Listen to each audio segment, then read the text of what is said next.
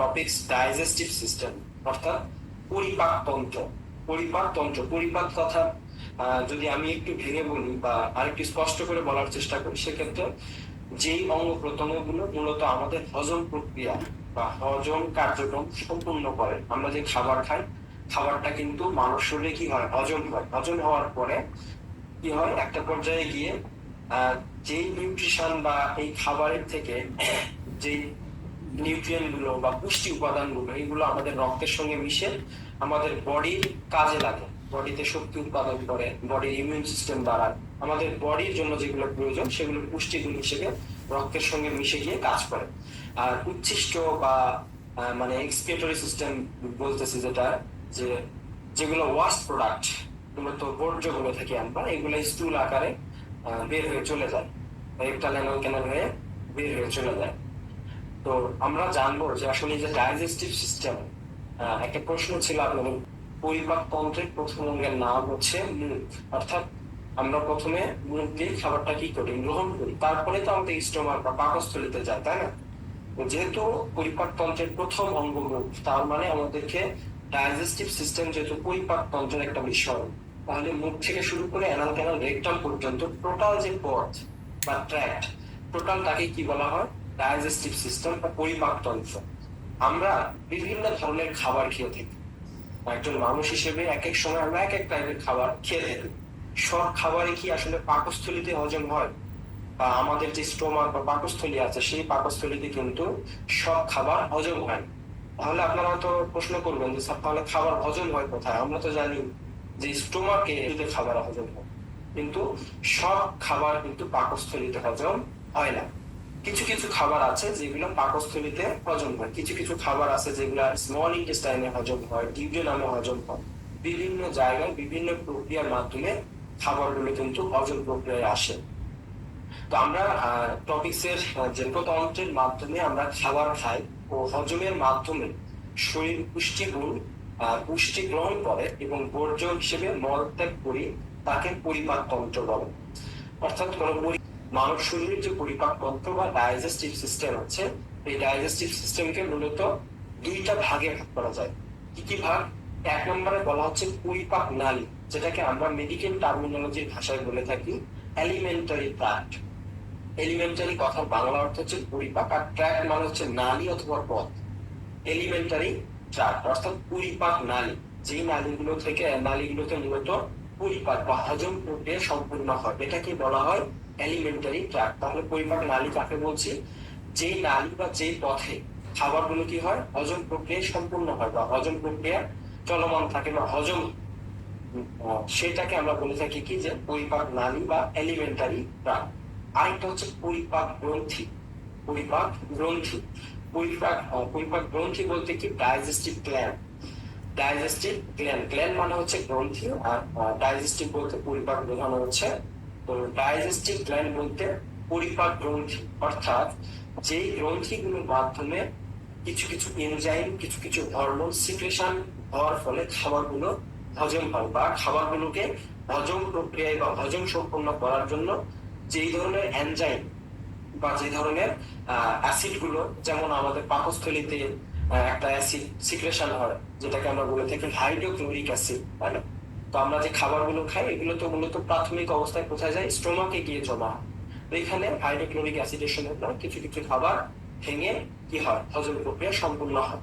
তারপরে আমরা যে এই যে কথা বলছি আমি, পাশাপাশি আমরা যে খাবার খাই, মুখ থেকে যদি বলি বা মুখ থেকে যদি আমরা শুরু করি, মুখের মধ্যে যে মিউকোসাল মেমব্রেন আছে, মিউকোসাল মেমব্রেন বলতে আমাদের মুখ গহ্বরের মধ্যে যে পাতলা এক ধরনের আবরণ আছে, যে আবরণের মাধ্যমে আমরা কি করতে পারি, এই যে আমরা কথা বলছি বা আমি আপনাদের ক্লাস বলছি, আমি কিন্তু স্বাভাবিকভাবে কথা বলছি। কেন? আমার মুখের মধ্যে এক ধরনের এনজাইম সিক্রেশন হচ্ছে, এক ধরনের এনজাইম সিক্রেশন হচ্ছে।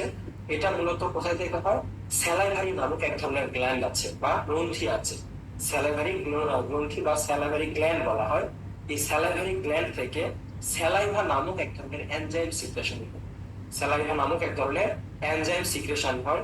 এই এনজাইমের কাজ কি? আমি যে খাবারটা খাচ্ছি, এই খাবারটাকে নরম করে আমার খাদ্য নালী দিয়ে বা ইসোফেগাস বলা হয়, তোমার যে খাবারটা যে পথ দিয়ে যায় সেটাকে ইসোফেগাস বা খাদ্য নালী বলা হয়।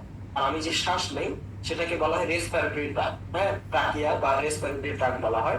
তো খাদ্য নালী এবং আমাদের যে শ্বসন তন্ত্র, এই দুইটা কিন্তু খুব কাছাকাছি, খুবই কাছাকাছি এবং পাশাপাশি বলা হয়। তো যেহেতু বলছি যে আমি যখন কথা বলছি বা আমি যখন খাবার খাচ্ছি, তখন আমার মুখ থেকে এক ধরনের এনজাইম সিক্রেশন হচ্ছে বা স্যালাইভা নামক এক ধরনের হরমোন সিক্রেশন হচ্ছে, যেটা আমার খাবারটাকে কি করছে, নরম করে বা খাবারটাকে এক ধরনের পিচ্ছিলকারক উপাদানের সঙ্গে মিক্সড করে আমার স্টোমাক স্টোমাক পর্যন্ত নিয়ে যাচ্ছে। এই যে টোটাল যে বিষয়টা, এটা কিন্তু একটা গ্রন্থি বা একটা গ্ল্যান্ডের মাধ্যমে কিন্তু এই হরমোনটা বা এনজাইমটা আসতেছে, যার কারণে আমি স্বাভাবিকভাবে একটার পর একবার একটা খাবারের পর একটা খাবার কিন্তু খেতে পাচ্ছি। যদি কথার কথা যে এই গ্ল্যান্ড থেকে কোনো স্যালাইভা সিক্রেশন হচ্ছে না বা কোনো এনজাইম সিক্রেশন হচ্ছে না, তখন কি স্বাভাবিকভাবেই গলা দিয়ে খাবারটা স্টোমাক পর্যন্ত যেত না। কারণ ভেতরে যে পিচ্ছিলকারক উপাদান হিসেবে যে কাজটা করছে, খাবারটাকে স্টোমাক পর্যন্ত নিয়ে যেতে সহায়তা করছে, সেটা হচ্ছে স্যালাইভারি গ্ল্যান্ডের স্যালাইভা নামক এক ধরনের এনজাইম, বা আমরা বাংলা ভাষায় বলে থাকি যে টুথু বা লালা। তো যাই হোক, এটা হচ্ছে পরিপাক গ্রন্থি। এরকম অনেকগুলো গ্রন্থি সিস্টেমে প্রথম অঙ্গটা হচ্ছে মুখ বা আমাদের মুখ অঙ্গ। তারপরে আসে হচ্ছে স্যালাইভারি গ্ল্যান্ড, যেগুলো মূলত কোথা থেকে আমাদের এই মিউকাসাল মেমব্রেন বা মিউকাস মেমব্রেনের সাথে থাকে, যেটা থেকে স্যালাইভা নামক একটা এনজাইম সিক্রেশন হয়। ওই এনজাইমটা কি করে খাবারটাকে নরম করে আমার স্টোমাক পর্যন্ত পৌঁছে দেয়। তারপরে আসে হচ্ছে ইসোফেগাস, যেটা একটু আগে আপনাদের মাঝে আমি তুলে ধরার চেষ্টা করেছিলাম। ইসোফেগাস মানে হচ্ছে খাদ্য নালী। ইসোফেগাস মানে কি? খাদ্য নালী। যেই নালী বা যে পথ দিয়ে খাবারটা কোথায় যায়, মুখ গহ্বর থেকে আমার স্টোমাক পর্যন্ত পৌঁছে যাচ্ছে, এই পথটা, এই নালীটা বা এই ট্র্যাকটাকে বলা হয় ইসোফেগাস। আচ্ছা, তারপরে আসি, এখানে হচ্ছে লিভার এবং গল ব্লাডার। লিভার এবং গল ব্লাডার, আপনারা হয়তো বলতে পারেন যে স্যার, লিভার এবং গল ব্লাডার কিভাবে ডাইজেস্টিভ সিস্টেমের অংশ বিশেষ হতে পারে বা ডাইজেস্টিভ সিস্টেমের মধ্যে পড়ে? হ্যাঁ, পড়ে। আমরা বিভিন্ন ধরনের খাবার খাই, এটা আমরা সকলেই জানি বা আমরা নিজেরা খেয়ে থাকি। আমরা যখন মাছ মাংস খেয়ে খাই বা আমিষ জাতীয় খাবার বা প্রোটিন জাতীয় খাবার, এগুলা যখন খাই, এগুলা কি হয়, আমার পাকস্থলীতে, সরাসরি পাকস্থলীতে যায়। পাকস্থলীতে যাওয়ার পরে হাইড্রোক্লোরিক অ্যাসিডের মাধ্যমে কিছু অংশ ভাঙতে শুরু করে বা একটা পর্যায়ে গিয়ে মলিকিউল আকারে পরিণত হয়। কিন্তু যখন এই যে লিভার এবং গল ব্লাডার, লিভারের নিচে থাকে গল ব্লাডার, যেটাকে আমরা বলছি পিত্তথলি, আর লিভার মানে হচ্ছে যকৃত বা কলিজা। তো এই যকৃত বা কলিজার নিচে থাকে গল ব্লাডার, যেটাকে আমরা বলে থাকি যে পিত্তথলি।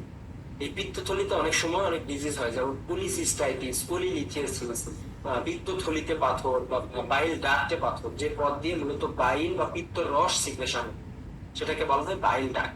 তো যখন আমরা আমিষ জাতীয় খাবারগুলো খাই বা মাছ মাংস, আমিষ জাতীয় যে খাবারগুলো আছে, সেই খাবারগুলো যখন খাই, দেখবেন খাবার পরে কিন্তু আমাদের এই যে খাবারগুলো কিন্তু সহজে হজম হতে চায় না। যখন দেখবেন অতিরিক্ত পরিমাণে খাওয়া হয়, তখন কিন্তু সহজে হজম হতে চায় না। এই যে গল ব্লাডার থেকে বাইল নামক এক ধরনের এনজাইম সিক্রেশন, বাইল নামক এক ধরনের এনজাইম সিক্রেশন হয়। এই এনজাইম কি কাজ করে, আমরা যে আমিষ জাতীয় খাবারগুলো খেয়ে থাকি, এই আমিষ জাতীয় খাবারগুলোকে ভেঙে যেটুকু পুষ্টিগুণ দরকার আমার রক্তের সঙ্গে মিশে যায়, আর যেটা এক্সক্রিটরি সিস্টেম বা ওয়াশ প্রোডাক্ট হিসেবে থাকে, সেটা স্টুল আকারে স্মল ইন্টেস্টাইন, লার্জ ইন্টেস্টাইন হয়ে বের হয়ে চলে যায়।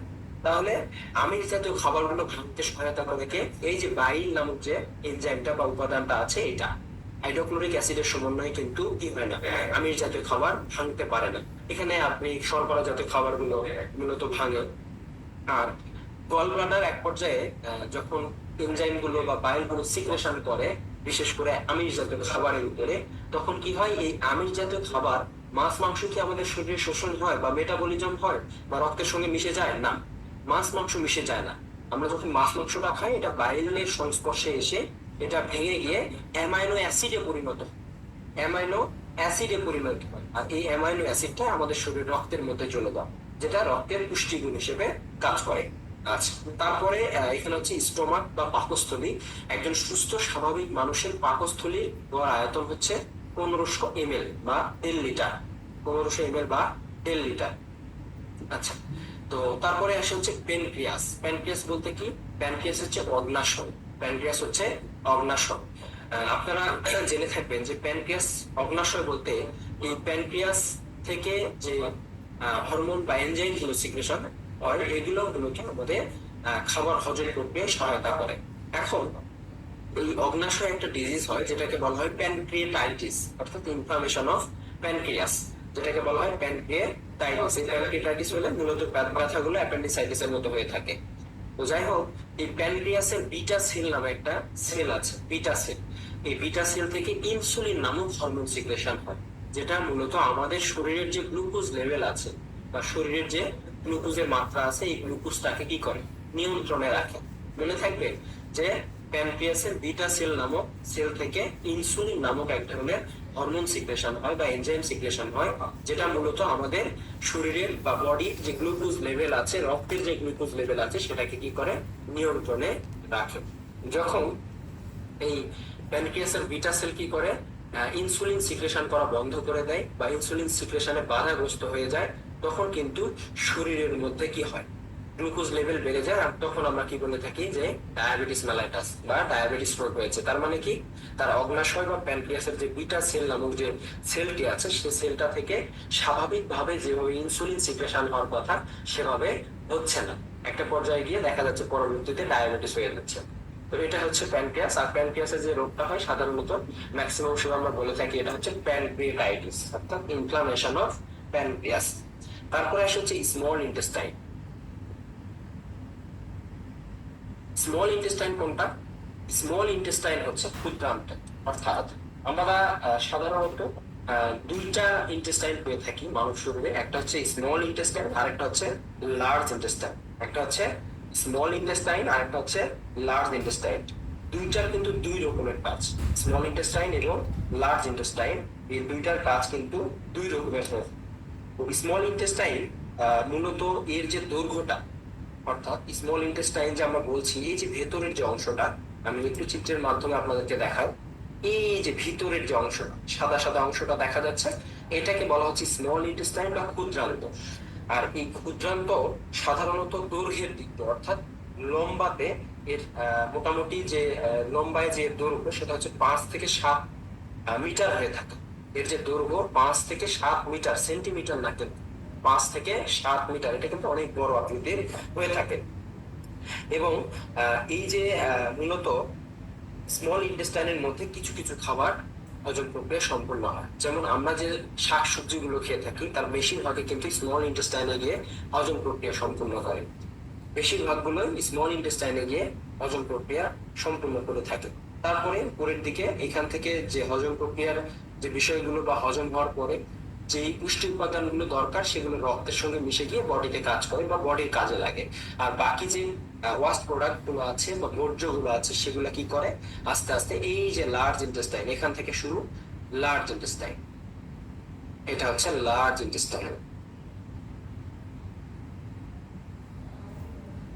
এই যে লার্জ ইন্টেস্টাইন, এই লার্জ ইন্টেস্টাইনের বেশ কিছু অংশ আছে বা বেশ কিছু পার্ট আছে। যে ওয়াস্ট প্রোডাক্ট গুলো মূলত কি হয়, আমাদের বডির জন্য প্রযোজ্য না, অর্থাৎ বডির প্রয়োজন নেই, সেগুলো কি করে স্থূল আকারে বের হয়ে চলে যায়।